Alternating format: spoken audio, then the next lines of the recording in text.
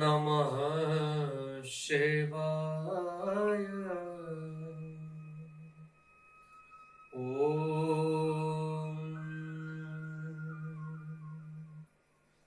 नमः शिवाय।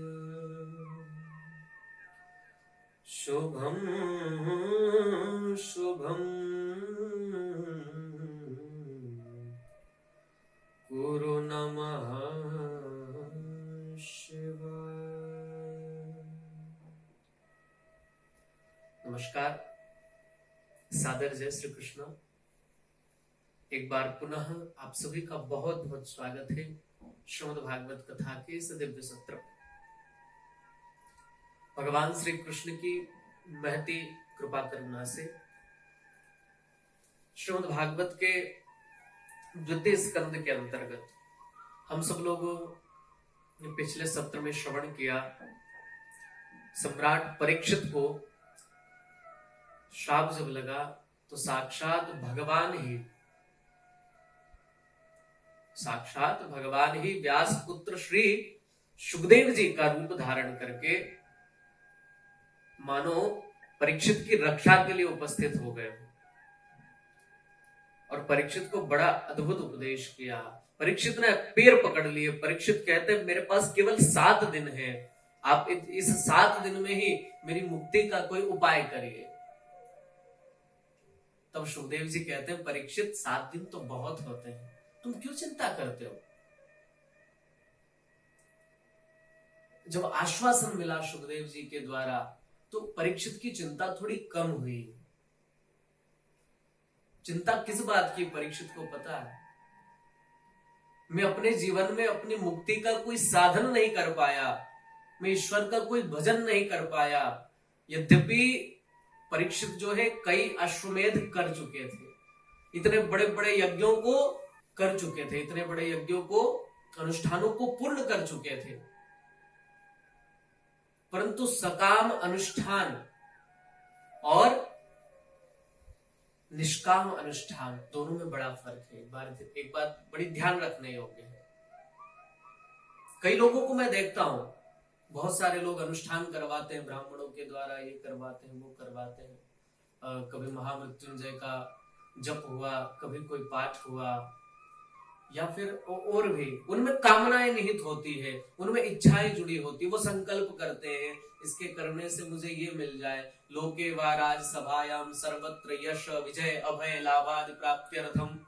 तो इस तरह के संकल्प के साथ जो अनुष्ठान किया जाता है, जो जप किए जाते हैं, जो यज्ञ यागादिक किए जाते हैं, वो सब सकाम कहलाते हैं। वो कामनाओं की पूर्ति के लिए किए गए अनुष्ठान हैं, वो सत्कर्म कामनाओं की पूर्ति के लिए किए हुए हैं, न कि हमारी मुक्ति के लिए, न कि इस परम आत्मा का परमात्मा से मिलन के लिए।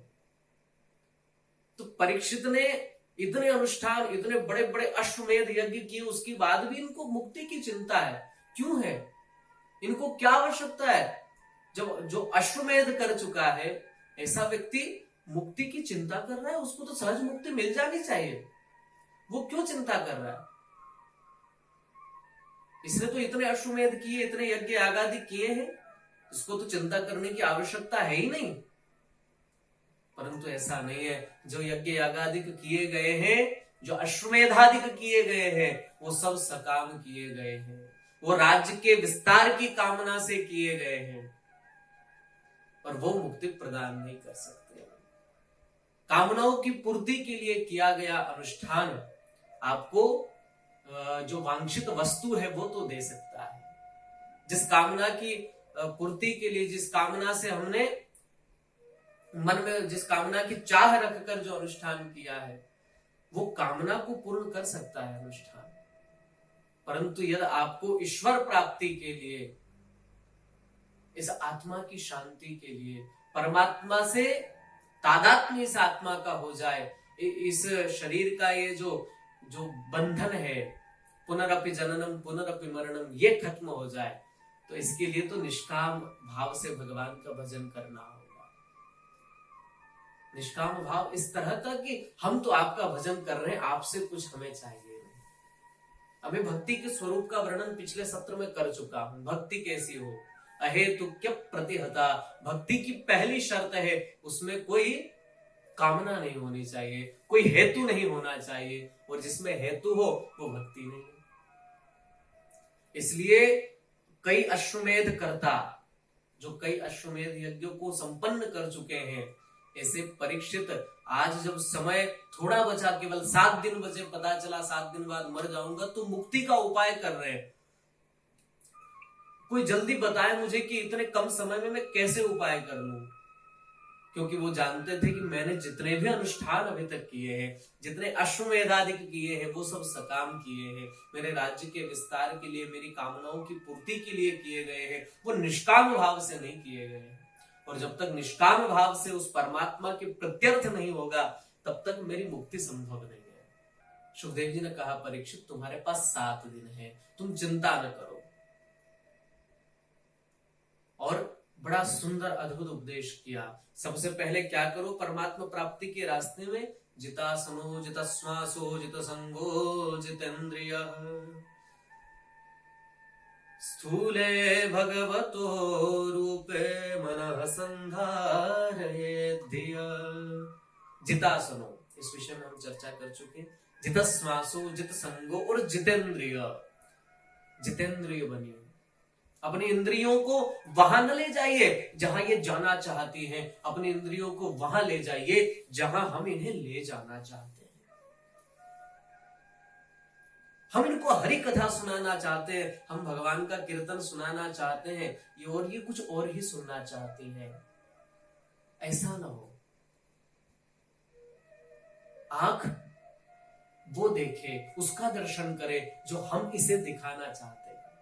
ऐसा ना हो कि कहीं आंख जो देखना चाहे उसको देखने में हम लग गए, फिर तो पतन निश्चित है। किसी संत ने बड़ी प्यारी बात कही है, देखना इंद्रियों के न घोड़े भगे, इनमें हरदम ये संयम के कोड़े लगे, अपने रथ को सुमार्ग लगाते चलो, कृष्ण गोविंद गोपाल गाते चलो। तो ये जो रथ है, जब तक इस रथ में लगे घोड़े, जो इंद्रियां हैं, मानो हमारा ये जो शरीर है ये रथ है, और इसके जो 10 इंद्रियां हैं, ये कौन कौन सी है? 5 ज्ञानेंद्रियां हैं, 5 कर्मेंद्रियां हैं। 5 ज्ञानेंद्रियां कौन सी जानिए? आंख, कान, नाक, जिह्वा और त्वचा, ये 5 ज्ञानेंद्रियां हैं। यहां से किसी भी चीज का बोध होता है, किसी भी चीज का ज्ञान होता है। जिह्वा से बोध होता है कि स्वाद में कोई वस्तु कैसी है, षड रस का पता कर लेती है जिह्वा के 6 रसों में से इसमें कौन सा रस है, इसमें मधुर है, लवण है, तीक्ष्ण है, कौन सा रस समाहित है।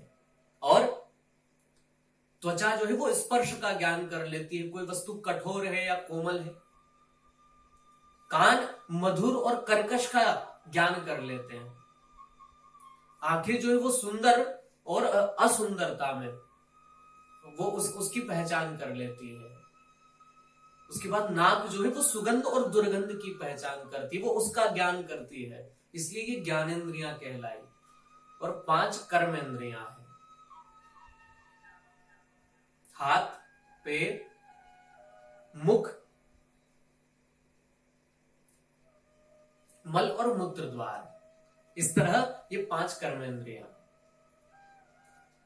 तो ये जो 10 इंद्रियां हैं, इन्हीं 10 इंद्रियों को मिलाकर हमारे शरीर का ये रथ जो है ये चलता है। ये मानो इस रथ के घोड़े हैं, परंतु ये घोड़े यदि बेलगाम हो जाए, ये सारे घोड़े अपने अनुसार चलने लगे, न कि उस हंटर के डर से, चाबुक के डर से, जो सारथी है उसके अनुसार न चल के अपने हिसाब से चलने लगे। एक घोड़ा सोचे कि मैं पूर्व में चलूंगा, एक सोचे मैं पश्चिम को चलूंगा, एक घोड़ा मन में विचार करे कि मैं तो बड़ी धीमी गति से चलूंगा, एक सोचे मैं तेज चलूंगा, तो ऐसे जो है ये रथ चल नहीं पाएगा जीवन का। जब तक ये सब एक दिशा में नहीं चलेंगे, जब तक इन सब इंद्रियों का लक्ष्य भगवत प्राप्ति न हो, जब तक आंख परमात्मा का दर्शन न करे, जब तक कान जो है वो केवल हरि की कथा न सुने, हाथ भगवान की सेवा न करे, ये सब एक ही कार्य में जब लग जाएंगे, इन सब का लक्ष्य एक हो जाएगा, तो फिर भगवत प्राप्ति से आपको कोई नहीं रोक सकता, कोई भी नहीं। हमारा सिर भगवान के चरणों में झुके, हाथ भगवान की सेवा में, पैर तीर्थ यात्रा में, हमारी जो वाणी है वो हरि गुण गाने में, और हमारे जो कान है वो हरि की कथा सुनने में। जब सबकी दिशा एक होगी, सब एक ही दिशा में चलेंगी, तो जल्दी पहुंच जाएंगे। एक की गति और 10 घोड़े मिलकर जब चलेंगे तो कितनी ऊर्जा, कितनी क्षमता के साथ चलेंगे, कितने जल्दी हम लक्ष्य तक पहुंच जाएंगे। परंतु बड़ी बात है इनको संयम पूर्वक चलाने की। जब तक इनमें संयम के कोड़े नहीं लगते हैं ना, तब तक ये चलते नहीं है। और अगर सब अपनी अपनी दिशा में भागेंगे तो ये रथ जो है इसको खटारा होने में, इसका कबाड़ा होने में ज्यादा समय नहीं लगेगा। आजकल रथ का कबाड़ा हो जाता है, ये रथ जो है लक्ष्य तक पहुंच ही नहीं पाता है, और जितनी दूरी निर्धारित है 100 साल की, ये वहां तक भी नहीं पहुंच पाता है। इस रथ की दूरी जो है वो 100 साल की निर्धारित की गई है, पर इसके जो घोड़े हैं ये ऐसे भागते हैं साहब, कोई किस दिशा में जा रहा है, कोई किस दिशा में, तो ये रथ जो है जो इसकी दूरी निर्धारित की गई है, ये वहां तक पहुंचने से पहले ही टूट जाता है। इसलिए क्या करें, अपनी इंद्रियों पर थोड़ा संयम रखें परीक्षित, और फिर स्थूल रूप में परमात्मा का दर्शन करें। ये जो सारा संसार है ना, इसमें भगवत दर्शन ही करें, क्योंकि अलक्षम सर्वभूतानाम अंतर बहिरवस्थितम, वो लक्ष्य और अलक्ष्य दोनों रूपों से परमात्मा संपूर्ण संसार में समाया हुआ है। प्रत्येक वस्तु में, प्रत्येक कण कण में वो समाया है। सब में उसी का नूर समाया, कौन है अपना कौन पराया। सब में उसी की तो ऊर्जा समाहित है, उसी का नूर समाया हुआ है। एक वृक्ष की हरियाली में वो है, पुष्प की खुशबू में भी वो है, मिट्टी की सौंधी सौंधी जो खुशबू आती है उसमें भी वो है, जल की शीतलता में वो है, गर्मी की उष्णता में वो है, सूर्य के प्रकाश में वो है, चंद्रमा की शीतलता में वो है, जल की शीतलता में वो है। सब जगह वही वही तो दिखाई पड़ता है। इसलिए पहले तो आसन को जीतो, फिर अपने श्वास पर नियंत्रण करो, फिर संग को जीतो, फिर इंद्रियों पर संयम, और उसके बाद संपूर्ण संसार को भगवतमय देखो, भगवानमय देखो। मानो ये सारा संसार भगवान का ही स्वरूप है। जितने आपको पर्वत दिखाई पड़ रहे हैं, जितने बड़े बड़े पाषाण पत्थर इत्यादि दिखाई पड़ रहे हैं, ये सब मानो भगवान के शरीर की हड्डियां हैं, अस्थियां हैं। और जितनी ये नदियां बह रही हैं, ये सब मानो उस विराट पुरुष भगवान के शरीर की नसें हैं, नाड़ियां हैं।